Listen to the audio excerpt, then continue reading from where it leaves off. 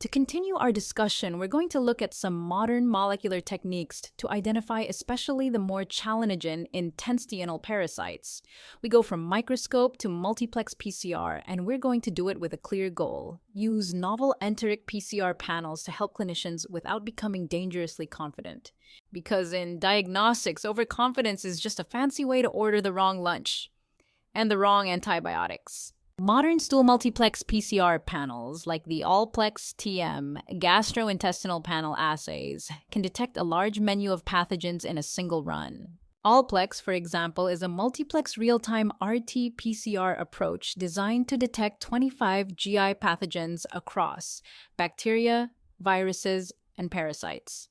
For our question to detect intestinal protozoal parasites, it can detect DNA from Giardia lamblia, Entamoeba histolytica, Cryptosporidium, Blastocystis hominis, the Entamoeba fragilis, and Cyclospora cayetanensis, not all potential pathogens, but if negative, it can rule out a lot of the main culprits. So when do these panels shine? They shine when time matters and the differential is wide.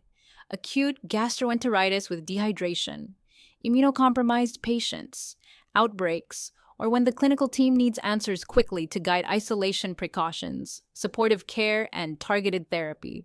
In a 2024 multi-center study using an Allplex GI assay on 271 stool samples, investigators reported a high positivity rate, 71%, and importantly, mixed infections were common, over half of positives. That's exactly the kind of complexity multiplex panels are built to reveal.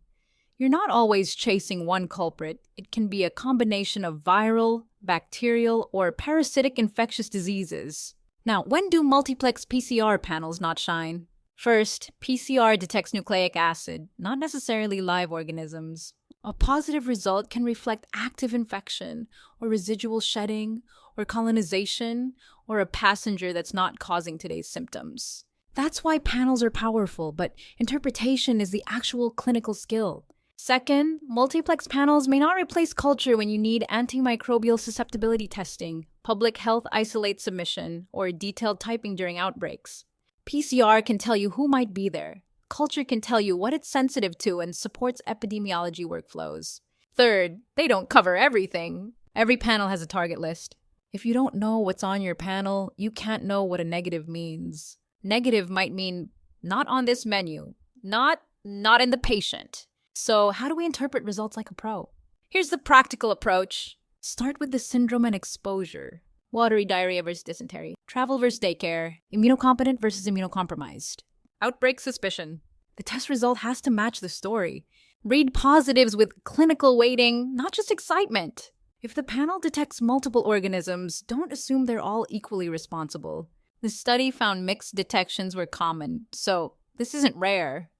Your job is to ask which finding best fits the timeline, severity, and exposure, and ultimately how to treat the patient.